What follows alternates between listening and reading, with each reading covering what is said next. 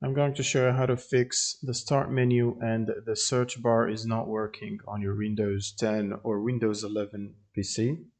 Now the first thing you can do to fix that is to right click on the taskbar, open the task manager, and from here you want to search for the Explorer under the Processes tab. And once you find the Windows Explorer, you want to right click on it and then click on Restart, and your screen should go black for a few seconds and then return back. Next, you will need to go to the Services tab in the Task Manager, and then you want to click on Open Services. And in the services list, you want to scroll down and find Windows Search Service. By selecting any service and pressing W, it will take you to the first service where the name starts with a W. And once you find the Windows search, right click on it, open the properties, and set the startup type to automatic.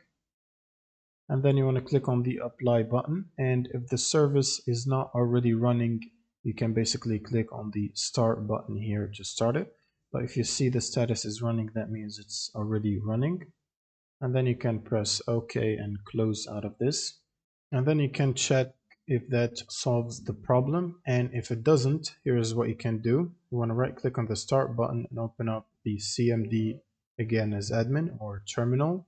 And then you want to paste the following command here, which is going to be in the video description, and press enter and wait for it to finish running.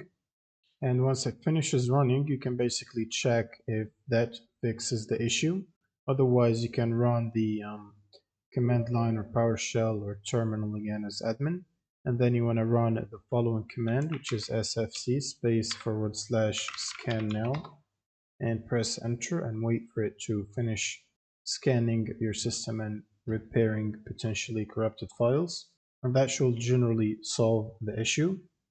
Thanks for watching and subscribe for more.